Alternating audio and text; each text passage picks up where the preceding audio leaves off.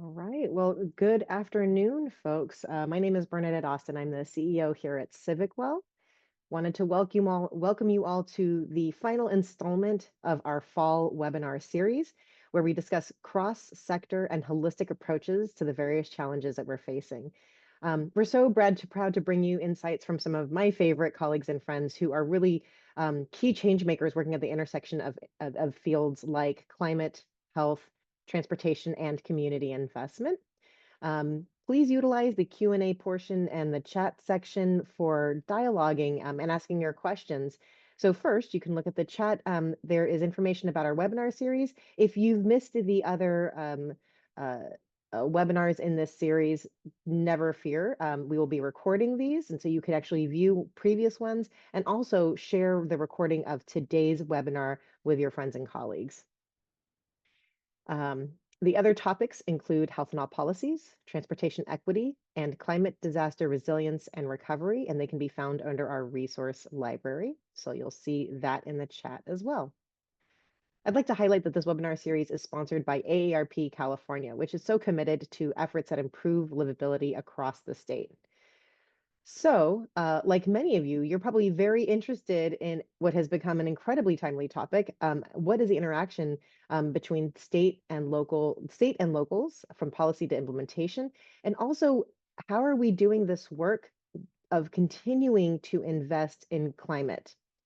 Today, you're going to hear from esteemed speakers, and then we will have a brief time for Q&A. So please do use the Q&A functions and the chat functions to share your insights and your questions, and we'll attempt to answer as many as we can. So we're going to hear from 4 individuals who are going to be providing their perspective from both the state and local level on innovative investment strategies that they have been a part of. First, we're going to be hearing from Amar Azucena Sid, who serves as the Deputy Director of Community Investments and Planning at the California Strategic Growth Council. She has over 15 years of experience in transportation and community planning and has led programs across nonprofits, the private sector, and state agencies. At SGC, she manages a portfolio consisting of community-centered climate investment programs totaling over $1 billion. Mary Collins has served in leadership roles in government, climate diplomacy, academia, and nonprofits. Most recently, she was the senior advisor for climate and economy at the California Governor's Office of Planning and Research, which is now the Governor's Office of Land Use and Climate Innovation, where she advised on issues related to climate change and economic development. Next, we'll be hearing from Evan Schmidt, who's the CEO of Valley Vision, one of California's most respected triple bottom line nonprofits, leading regional and statewide initiatives that advance livability. Previously, Evan led research and evaluation projects across the U.S., helping organizations become more impactful. She also advanced major regional economic initiatives and conducted research at UC Davis in community development and environmental planning. And last but certainly not least, we'll be hearing from Christiana DeBenedict, who serves as a Director of Environmental Initiatives at the San Diego Foundation. Since 2021, she's led the establishment of the Binational Resilience Initiative, directed the San Diego County's Food Community Grant Program, and is managing the foundation's environment team to facilitate over $42 million in funding to community-driven climate projects benefiting the historic central barrios of San Diego. Previously, she worked at the Nonprofit Institute at the University of San Diego and directed the San Diego Regional Climate Collaborative. So if you want to hear more about our esteemed guests, you can follow the link provided in the chat. So with that, I'm going to turn it over first to Amar. Amar, you have the floor.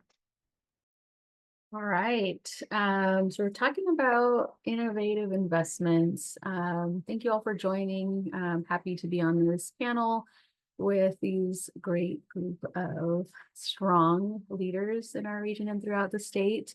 I'm currently at the Strategic Growth Council, but as Bernadette said, a lot of my background is in transportation, transportation at the state level, moving through equitable opportunities, and bring to Strategic Growth Council that same level of wanting to really embed equity and justice in all of our work. And I think where we're at right now with SGC and our new name of LCI, that's been a common thread for quite some time of really kind of thinking about where do our funds go? How do we have meaningful investments? How do we make sure that communities that have been historically harmed, are currently harmed by past practices and policies, have those benefits be actualized, have them be direct and meaningful.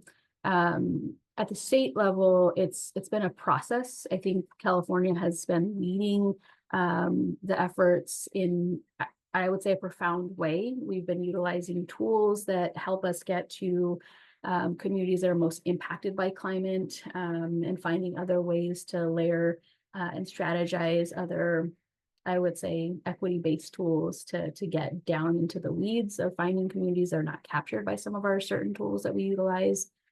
But there's always other areas, right, where we're looking for deepening our investments outside of quantitative and very fixed areas of investments. And so I wanted to talk about a couple of efforts that SGC has led and strategized with other state agencies and in deep partnership with community-based organizations. About, I would say, 6 years ago, SGC piloted the first technical assistant opportunities through competitive programs. This technical assistance platform, further developed by some of our colleagues in SGC, still here, also left, Ina and Kieran, kind of paved the way for how we think about our investments in partnership with community and having those technical assistance tools be at the forefront, not only for SGC, but how we can then look at our partnering agencies to develop technical assistance practice. In that way, that technical assistance has evolved from just really kind of doing a basic outreach and engagement to more equitable engagement, centering communities, doing listening sessions, partnering CBOs with local entities so that they can have more collaborative opportunities for joint applications, and then into actually funding once awarded support for evaluation or implementation. Where we're at right now is, again, rethinking technical assistance in a way that still does a lot of this, still kind of helps entities that are lacking capacity or need additional support get into opportunities for funding, find funding solutions, look at federal, look at philanthropic partnership. But then, like, really, what are we missing, right? We can find ways where we're doing these partnerships and finding ways for application, but we're still finding that most of our communities that are most impacted have capacity issues that haven't changed. Even with these ongoing investments. And in fact, that capacity has been stretched even further as folks have been, I think, ingrained in getting into the state system or federal system of award. And so the teams have started to pilot new TA opportunities. One in particular that I think I'm pretty proud of to even just be remotely connected to in proximity to is the tribal capacity building pilot. And this one is really layered into that self-determination and autonomy of tribes to create a path of capacity development that is fitting their own needs without it being super prescriptive from the state on what they can and cannot do. And so I would love to see how we strategize this not only for tribes, but our most impacted communities and stretch it a little bit further where we do this on an ongoing basis. They're no longer pilots. All of our state agencies are doing capacity building programs for the long run, right? And then setting up our communities to go after our competitive dollars and be more successful and being able to implement, hold on to their partnerships, strategize those partnerships for the long run, and then I think further develop their economic strategies with their regional partners. I'll also say a couple of different things at the Strategic Growth Council right now. We have been looking at how our budget has been in a shortfall for the last couple of years. My portfolio has been drastically impacted with not having additional rounds from transformative climate communities or the community resilience centers. And so with that space, we used our own TA dollars to kind of think about what other partnerships can we do? How can we go after those federal funding opportunities? Which we can talk about a little bit later through our connected community strategy and finding those solutions where our programs have been tried and true. They have a process with community partnerships that now the federal governments are starting to require. And so we're seeing how our state entities and our state partnerships are well prepared for federal funding. And so we've been supporting some of our partners and going after that federal funding opportunity, as well as other philanthropic partnerships. Recently, Imperial County did a very awesome opportunity of looking at our Boost program and seeing how that can be very specific to the Imperial Valley, partnering specifically on workforce development, economic development, and innovative solutions. So there's a lot going on how we're kind of trying out different models, piloting different areas, partnering with other agencies to further their funds to go after state dollars, federal dollars and other philanthropic dollars. And then the last thing I'll say is we've been strategizing a lot of those opportunities to go after those high dollar amounts with low interest rates. The energy dollars are stretching quite far these days. And so SGC piloted with other state agencies in getting us into the CEFI model so that we can actually have low cost loans, have high dollar amounts that we can partner with some of our applicants to do retrofitting, to look at how they can stretch their dollars further. In that space, we're piloting the factory built housing program as a strategy. How can we get affordable housing done faster, cheaper, and in proximity to where housing is most needed? How do we use energy dollars to then build out those components for sustainability? And then the virtual power plant opportunity, thinking about once we start making these large scale investments for TCC or our community resilience centers, how can they make that dollar stretch? How do they build ongoing opportunities for operations? The VPP is a strategy that can help our CBOs make those dollars stretch a little bit further. So I said a lot. I think I'll pause there and can get into some questions a little bit later. Yeah, that's great. I really appreciate that. And I'll just elevate one of the things that I'm hearing you say. I love this model of finding promising practices at the local level, providing the resources and support so that it can grow, it can be replicated in other areas. So, Mary, you've worked on a number of really innovative programs. I'd love to hear some of your perspectives from that statewide lens. Thanks, Bernadette, and thanks, Amar, for setting the stage for us. So my name is Mary, as Bernadette mentioned. I'm with Climate Forward Strategy, so I work on strategy, partnerships, and public policy. And I recently came from the Governor's Office of Planning and Research, working on the nexus of economic resilience, as well as climate adaptation, resilience, and mitigation. And so some of the things that I've really been thinking about over the past couple of years through the program formerly called Community Economic Resilience and Resiliency Fund, which was rebranded to be California Jobs First. And so this program was looking at how do we plan for and move from strategy to pre-development to implementation for our state's economic future. And we've got a lot of distinct regions in California that face different, not only economic threats, but climate threats as well, as it relates to different issues relating to extreme heat, forest fires, among others. And so thinking about that program, California Jobs First Regional Investment Initiative, it really aimed to weave some of the economic resilience planning with climate resilience. So thinking about those populations that Amara mentioned, who are always on the front lines, bearing the brunt of not only pollution, but who are really at the forefront when there's floods happening, when there's fires happening. They're the ones who are losing out economically and whose lives are at risk. Making sure that those communities are at the forefront and at the table as it relates to planning for the region's economic future, and so really trying to create some synergies as it relates to planning for these two things, economic resilience and climate resilience. Because we know we need to think differently about how we plan, how we build, what are we building and how are we building them, and where are they building these different brick and mortar facilities, right? And so we're really going to be going right now in this state as it relates to that fund from the actual strategy to pre-development tactics. So that could include anything from the creation of tax increment financing districts to a lot of different studies to go from an idea to an implementable plan. And I think that's a big springboard in order to bring in more dollars throughout the state to be able to say, here are some big bets that we have, or here is an opportunity to start a revolving loan program. And as we're thinking about going from, for pre-development and implementation, especially with this election, one of the things I'm thinking about is capital stacking and breeding funds.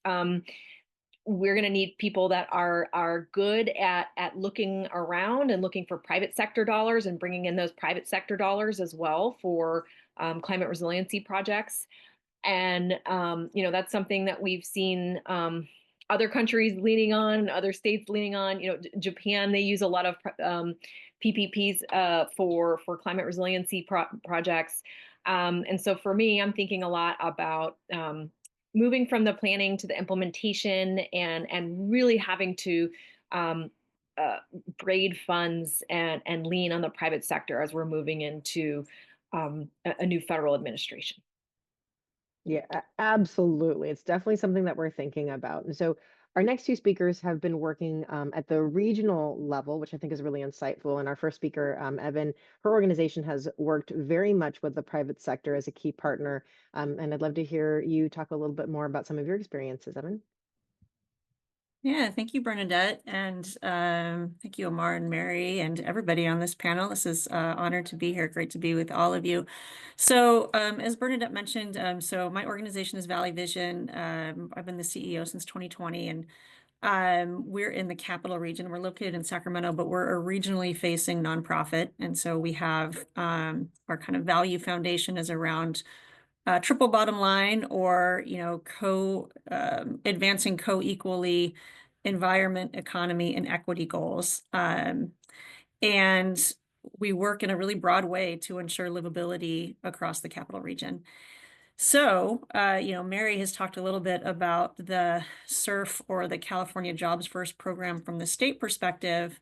One of the big initiatives that we're working on right now is California Jobs First. We're the regional convener for the capital region, which is an 8-county region across Sacramento, Yolo, El Dorado, Placer, Yuba, Sutter, Nevada, and Colusa counties. And the job in front of us is really to build an inclusive 8-county vision for economic growth for our region. And from guidance from the state, we have 3 kind of main goals. One is to create new jobs, and that's a huge thing for our region. We are the government center of the state, which means that we have some work to do to diversify our economy to other sectors in order to kind of meet the threshold for high quality jobs that we need to meet our community's needs.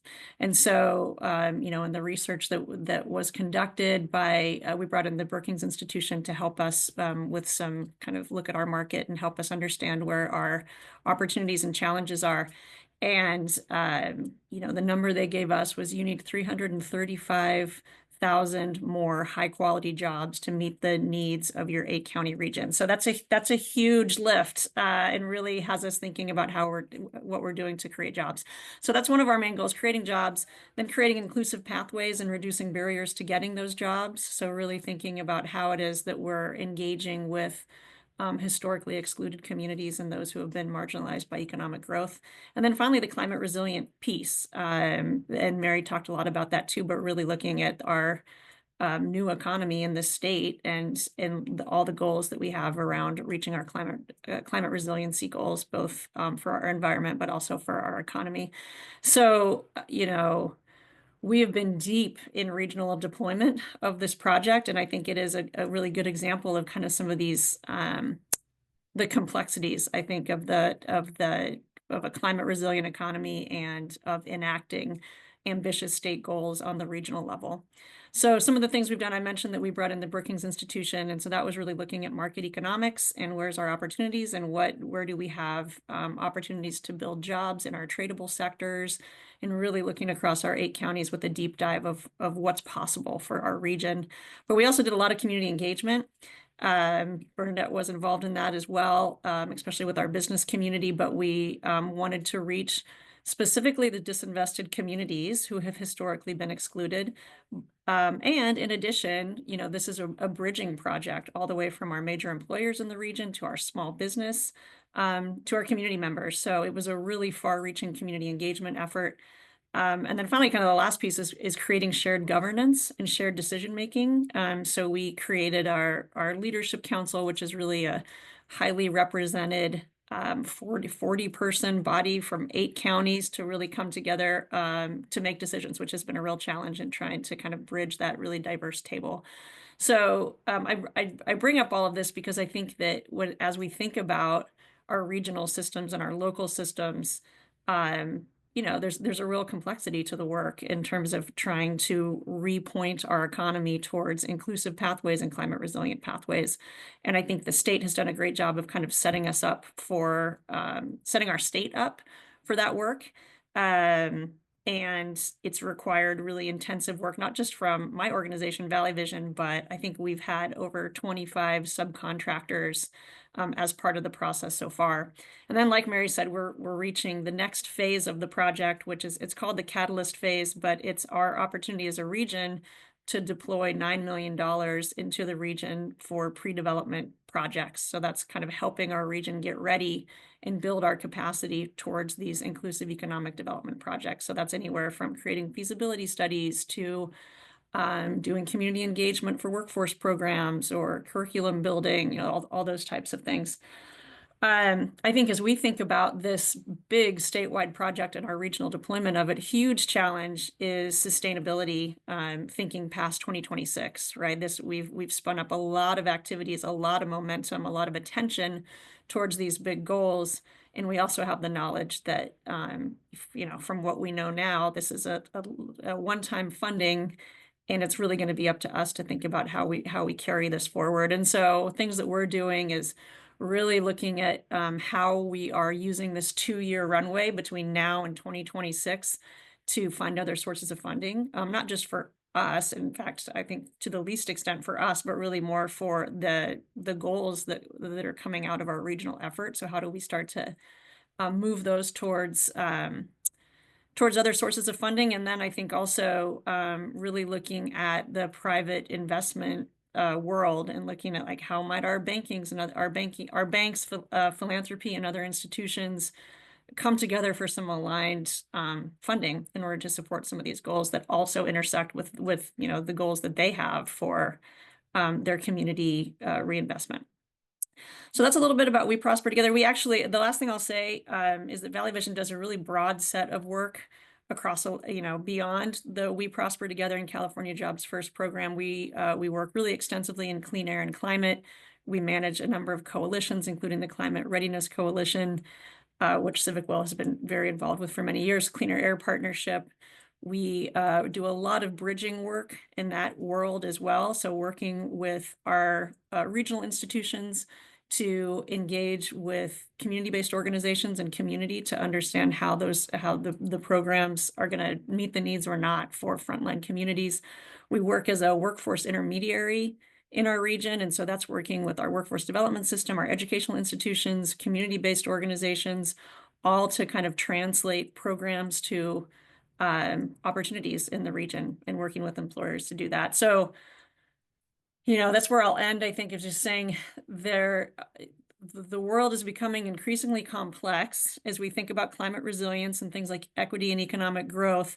There is no siloed area of work, right? Everything kind of relates to the other things. And so I think really focusing on regional systems, really looking at how we're empowering intermediaries and other kind of hub organizations that can help translate across these different silos is an important part of regional deployment. Yeah, really good insights. Thank you, Evan. I see that that our attendees have taken upon themselves to do some introductions in chat. I definitely encourage people to continue to do that. Also, if there's any questions you have, you can put that in the chat or Q&A. And Christiana, I mean, no pressure, but maybe you can be the Freddie Freeman of the group and produce a grand slam for us as we wrap up the presentations and move into Q&A. I think in preparation for this panel, we had a really interesting discussion, and there's a big topic that Evan started to touch on, and that's really how do we seed an investment in the groups that are doing the work. And so I think that as a foundation, you've been well positioned for this. So you're both administering and coordinating and continuing to invest in the capacity building that's needed. So would love to hear about the things that you are working on in your community. Thanks, Bernadette. Thank you so much for having us here today and for bringing the topic forward. It's such a pleasure being amongst my other panelists here, and thanks to everyone that's participating today for your interest in the topic and for being with us. I am going to close us out here with some slides, so hoping to live up to the expectation of a grand slam. I'm going to just share here. I have some visuals to walk you through my story. Okay. So as I've been introduced, Christiana DeBenedict, I direct the environmental initiatives here at San Diego Foundation. The focus today, we're going to speak a little bit, I'm going to give you some context, bringing the local perspective to this work, and also our role really as an intermediary, give you a little bit of context, and then just share a bit about one of the larger projects we're facilitating here in San Diego for climate resilience. So San Diego Foundation, we are a community foundation. We are a place-based funder. We are a grant-making powerhouse. Much of our work is supporting charitable giving and facilitating grants to organizations, community-based organizations here in the San Diego region. We are just about 50 years old. We're celebrating our 50th year, so we've been around for a bit. The majority of our investments are made here in San Diego, and the environment is one of the longest standing programs, which we're very proud of, and excited to share as well the climate focus to our work. Over the years, we've facilitated over $14 million in investment. We've also supported a lot of climate change research and also worked to support climate projects that are serving the San Diego region and the binational region as well. I think it's important to note, and I think Amar might have spoken to this a bit, just thinking about the capacity needs of our organizations. And we commissioned a study last year that looked at the ecosystem of environment climate nonprofits in San Diego. And of the around 12,000 nonprofits here in the region, our climate environment nonprofits make up only about 2%. Of those, this small but mighty group, we see various trends and important data points that I just want to uplift as we think about the needs of organizational capacity and how our organizations are currently managing money. So for our environmental nonprofits here in San Diego, the majority of funds that they're taking in comes from individual donations, from funders, from corporations, and only a very small percentage of those dollars are from government grants. And that's in comparison with the fuller sector of nonprofits here in San Diego. So, I think an important data point when we think about, the capacity of our nonprofits to manage larger federal type grants. So given that context, I want to share with you a little bit more about one of the larger projects that we are involved in. And this was a project really led by one of our strong organizations here in San Diego, the Environmental Health Coalition, along with a group of several other partners, including the city and MTS and other community-based organizations in San Diego, serving and working in the historic barrio areas. In 2019, Environmental Health Coalition received a $200,000 planning grant from Transformative Climate Communities, and that was administered through the Strategic Growth Council. This was the round 5 of funding for this program. And Environmental Health Coalition went to the city of San Diego to serve as lead applicant, but the city declined. And that is when we stepped in as lead applicant to help facilitate this grant. So since that time, we worked hand in hand with EHC and all the other partners to successfully receive the grant last December. And incredibly excited to move forward with the implementation grant. This is the first implementation grant that the San Diego region has received, and this is the first time that a community foundation has served as a lead applicant in this type of grant. And this is just some of the headlines that we celebrated and our partners celebrated at the time. So really thinking about climate investments, what I just wanted to highlight is that we're stepping in to facilitate this statewide grant as a lead applicant, but this is really a new model that hasn't been done before. So we're learning as we go, and we're working very closely with our partners and with our other technical assistance support that Strategic Growth Council has provided to really help move the grant to execution, and we're almost there. So I also want to just acknowledge the importance of the support that Strategic Growth Council brought to the table in terms of providing technical assistance. We, at the time when we were awarded, there was a gap in the funding that was provided. And so the technical assistance that Strategic Growth Council brought forward helped our partners and the projects apply for a federal grant, the EPA Community Change Grant. And in July of this year, we were selected to receive $20 million from this grant that would essentially supplement the funding and fill the gap funding from the state. So in total, at this point in the process, these projects will bring a total investment of around $68 million to the historic barrios of San Diego. This is an area that has been historically disinvested in and has been affected by high rates of asthma and air pollution. So really a really important project as we see to support a holistic climate investment for several partners and several different types of climate projects that we're really excited to see come to fruition. So I'll stop there and happy to answer any more questions. Yeah, thanks so much. So you can imagine that we had a really good time connecting and talking about some of the ways that our work is connected. So I would love to hear from any of you who'd like to weigh in, just to kind of kick things off. What can climate investment funders do to support this work over the long term, right? So again, that's definitely a message that I'm hearing coming out from the various election results is you got to have your eye on the long game. So remembering some of the things that came up in our preparatory discussion was an influx of federal funding for COVID recovery, and also that organizations may be experiencing burnout and turnover as a result of trying to administer all that.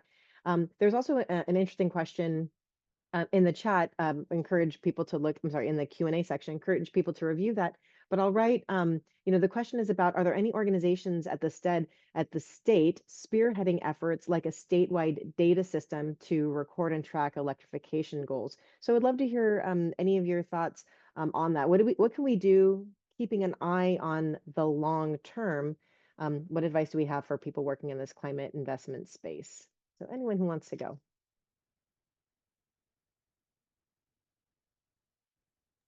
I can just add some info here at the state level. Since since the federal government came out with their swath of funding over the last couple of years, there's been what they call a strike team at all agency level, helping to kind of manage where investments are, how we can match state funding to those federal investments, especially when we had budget shortfalls over the last 2 years of going after those federal dollars in place of our funding. So yes, there are groups meeting at the high level, interim level, working groups on tracking, documenting where funding is available, how they fit into our priority goals from across the administration. For electrification, that's huge for the state, where we have several different agencies working across the board. Thank you, Mary, for posting that. Across the board on tracking where our investments are going around electrification, a lot of it in transportation, infrastructure, that's going across. And I believe Cal State also has a mapping system on their ZEV infrastructure, ZEV tracking on what they're doing there. The California Energy Commission also has, I think, a tracker as well as where their funds are going and how they're looking at building out over the next couple of years. So a lot is going on. I think there definitely could be some better coordination on how we see this all coalesce together. I would imagine that's going to be coming soon.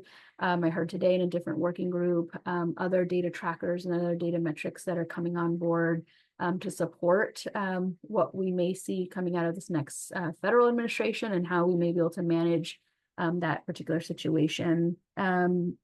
And I think the initial question, Bernadette, was, what do we do? What is the climate investments? How do we support this long term? I think many of you have kind of sprinkled on like where our efforts are in a lot of economic development. How do we engage all of our sectors, private, federal, state, community, local entities at a deeper level? For me, it's really dependent on partnership. I think we really need solid investments in our partnership structure so that we can carry this work forward. We can deepen that work and weather all the storms, right? Like real storms, financial storms, political storms, because I think we all bring something to the table. We all are coming with different lenses on how to support each other. And I think it is deeply needed to carry that planning and that partnership through the long-term process. In the work that we do, we see a lot of challenges just making it through implementation. These are beautiful funding structures. They're very complicated. The types of investments that folks and entities and communities have to engage in are very complicated. And so things happen. We want to be able to support the long-term opportunity to maintain those partnerships. So if something does happen, it doesn't destroy, it doesn't inhibit that process from moving forward, and the community can still lock arms and find those solutions and have those benefits actually be realized. So that's my stance on how do we deepen and further support this. And then really almost anything right now is a climate strategy. So if we're looking at being very creative, using new talking pieces on how do we go after dollars and putting that climate connection in there and working with our local partners to develop those climate plans, to develop those climate strategies so that our CBOs can engage in those as well. Yeah, Amar, thank you. Really, really comprehensive answer. I'll note that in the chat, because we are recording this webinar, there's some really good conversations happening, and one of the attendees asked if we can provide a download of the chat. So I'll just note that the resources that are being shared, including contact information, websites, we are capturing and we're going to make available on the landing page for this event. So you'll definitely get an email with a link to the website that you'll be able to check out these resources. Not to put anybody on the spot, but Evan and Christiana, the work, this connective tissue work that Amar is talking about goes between state agencies as well as state to local. But Evan and or Christiana, I'd love to hear your perspective. What does that look like? Like what does it actually look like to build out the connective tissue? And you know, related to the original question of what do we do in the long term? Yeah, thanks, Bernadette. I'll jump in. And I also wanted to respond to some of Amar's comments about coordination across state agencies, because that's something we see a lot on the ground. And for Valley Vision as an organization that works on climate, works on workforce, works on economy, what I have noticed is that when there's funding opportunities or program opportunities that come up, their state agencies will have a certain silo. And if they're talking about economic development, they're speaking to a certain audience with a certain language and a certain set of metrics and expectation, something, you know, the same but different for climate. That's a whole different audience and network and in our region that have a different like sense of what success looks like in that realm. And then I would say the same about workforce, which I'm seeing showing up across all the applications with just like, let's add a band of make sure you're thinking about workforce too. However, the people who are responding aren't necessarily an entity that's ever thought about workforce before. And so I think this, you know, as one of those end users, I think that type of coordination among funders, and I'm thinking specifically of agencies, but it goes beyond that too, of really thinking about how are we coordinating with each other when we're thinking about what does success look like across all of these realms, and how do we mutually reinforce that? Because, you know, we don't want to create deeper silos within local areas. And I feel like sometimes that's what could end up happening. And then I think on the regional side, something like California Jobs First, one thing that I really like about it is that it's investing in capacity building to clarify what our asks and needs are, right? So like, I think that's a really important thing, because as a regional entity, it's so important that we are creating a vision that lots of people can see themselves in, and that we have a clear set of this is what we need, this is what our asks are. And it takes a lot of work and a lot of capacity building, though, to develop what that is, to socialize it, to bring people in, especially those who have been historically excluded, and kind of to do that work to build a vision. I think that program is doing a good job of helping us do that, and that helps a lot. And I think that helps in terms of sustainability of the program, right? Because if we're doing the work to build a collective vision, it's easier then for us to go to our philanthropic partners or our corporate partners and say, hey, this is what we're trying to build. Can you get on board with that? And I think that socializing a common vision like that, it just takes a tremendous amount of capacity for any local community in any region. And so that support's really needed. And then again, that kind of reinforcement from our funding agencies to reflect that, you know, that we really want broad solutions when it comes to economic and climate resilience and equity.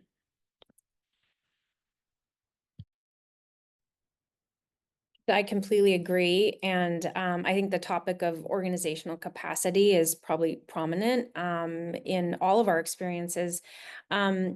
And just thinking about, you know, some of the work that we've been doing here in San Diego, you know, I think there's a little bit of a misconception sometimes that, you know, when an organization receives, you know, government funding or state funding, they're good. Right? Oh, they got a big grant. They're good. And I think it's actually the opposite. At the time when we see these large investments coming in, that's really when we do need philanthropic dollars, and we do need additional investments to step in and support the gap funding.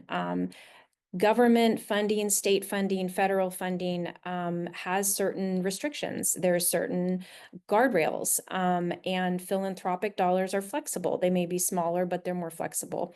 And I think it also provides an opportunity for funders to be connecting, discussing, you know, thinking about ways to more creatively approach, you know, a collaborative funding opportunity then that can fill the gaps and can be more timely and in sync with the needs of the organizations that are, you know, part of, let's say, a new project. We want to be investing in the glue, the relationship infrastructure that's needed to move these types of projects forward. And I think there's been a lot of conversation within groups I've been involved in, for example, co-leading a climate funders collaborative here in San Diego, working with funders both locally and regionally and statewide that have been participating in that, and also participating in a community foundation climate collaborative. That's a national level community foundation network that has a focus on climate. So I think there's a lot of opportunities to bring creative solutions and philanthropic response that can be well braided together to really support climate resilience investment.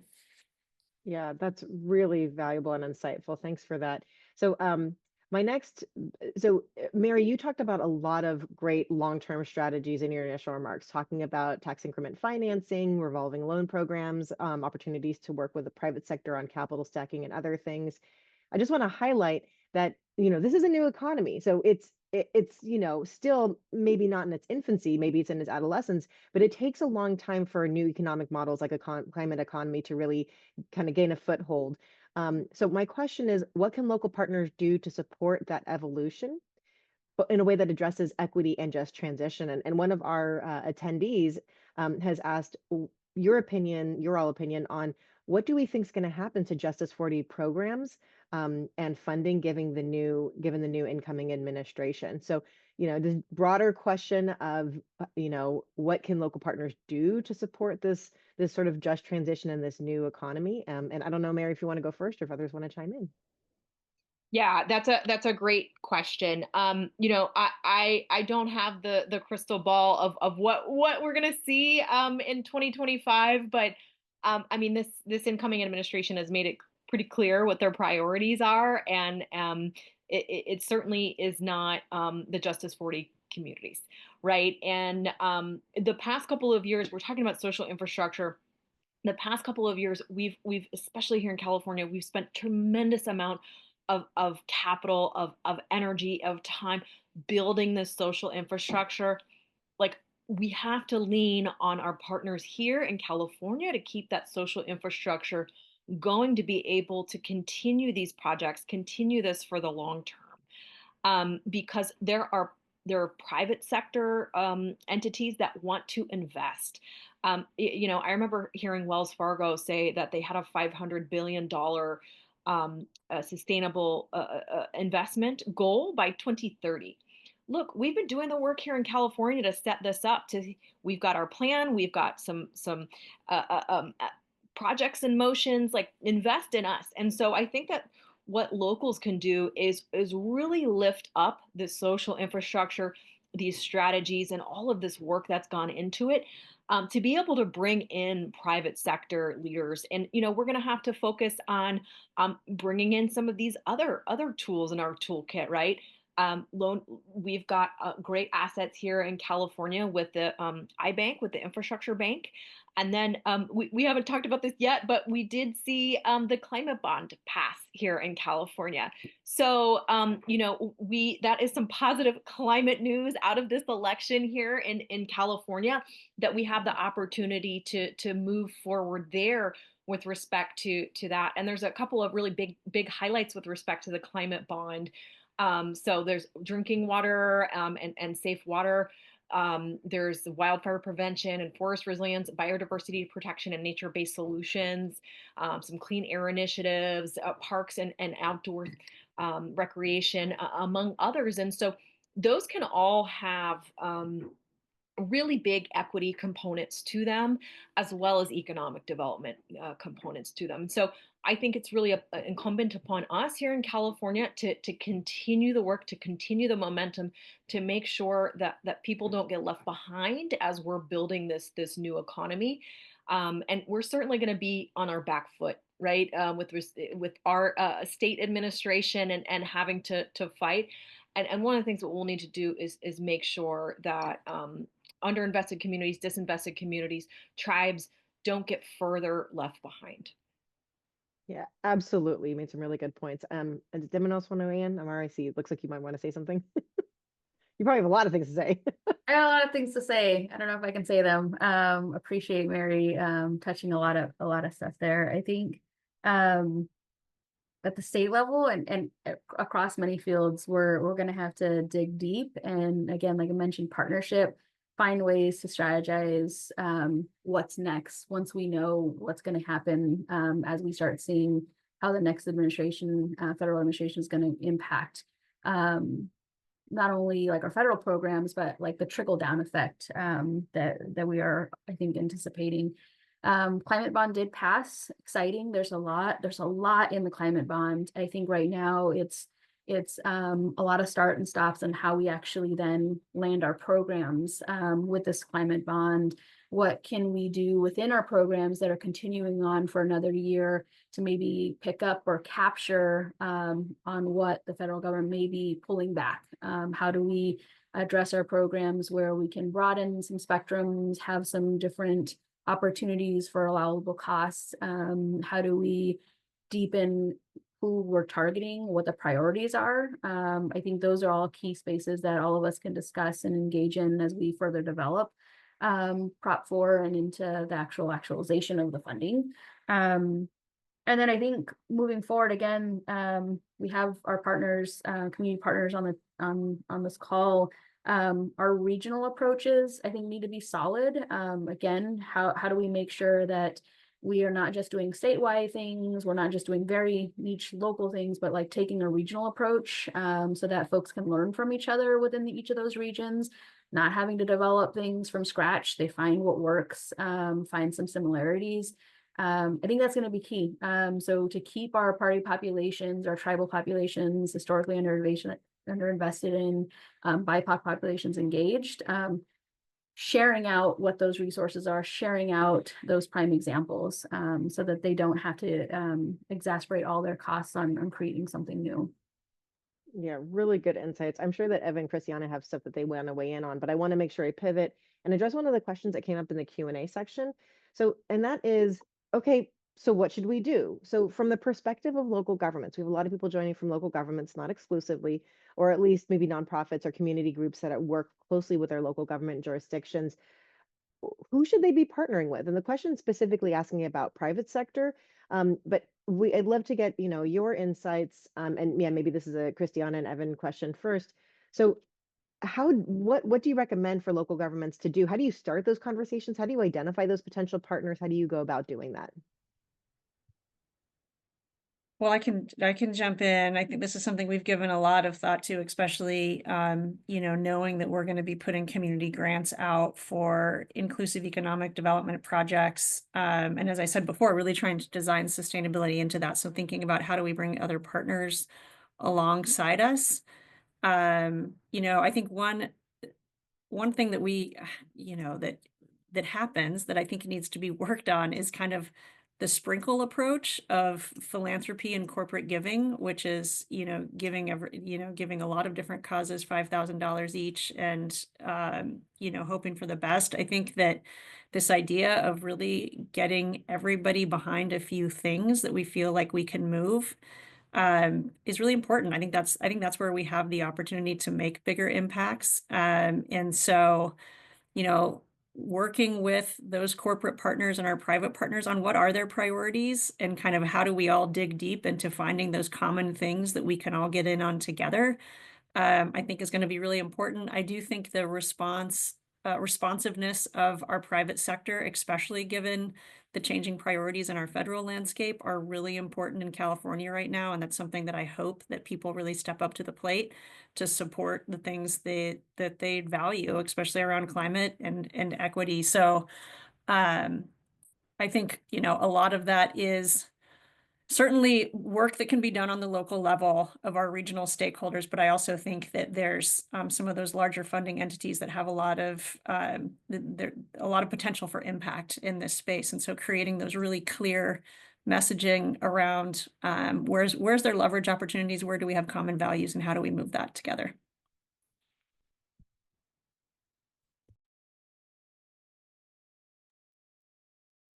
I'll just add maybe one or two comments there. I think Evan hit on a lot of really critical points. Having come from previously working in the climate collaborative, it was a wonderful opportunity to be connecting with local jurisdictions and cities and other agencies, all sharing a common agenda around climate action, climate planning and process, and really moving our goals forward, our climate goals forward. And so I do think those coordinating type organizations, CivicWell, brings incredible value to the space as that network and connector. And I think that those exist all over. So really looking to see who are the connectors in your community, who are the climate networks, be it for government or for organizations, for community-based organizations. I think they bring a lot of value to the space when we think about the importance of collaboration, and being able to really leverage and scale resources from a multi-sectoral approach. I think we need those kind of organizations capacitated and supported. And those are the kind of relationships that I think really can benefit, mutually beneficial to all of the sectors, and to also advancing shared goals. Yeah, really good insights. Well, we're close to time here, and I wanted to invite each of the speakers to share, maybe 30 seconds to a minute of a bright spot. So, what's something that we can look forward to as we think about? Yes, it is it's a lot of changes. There is probably going to be a lot of start stop, but as we look at this topic of creative and innovation strategies for climate resilience, what's a bright spot for you? And so, yeah, maybe I'll go and maybe I'll go in the reverse order. Sorry, Christiana, put you on the spot again. I'll go in the reverse order that people spoke. So Christiana, then Evan, then Mary, and Amar. I do have a bright spot that's relevant to actually the Transformative Climate Communities grant with the state that we've been working on. We have one of the partners in that grant is a community land trust, first ever type of project that's been funded through the TCC grant program.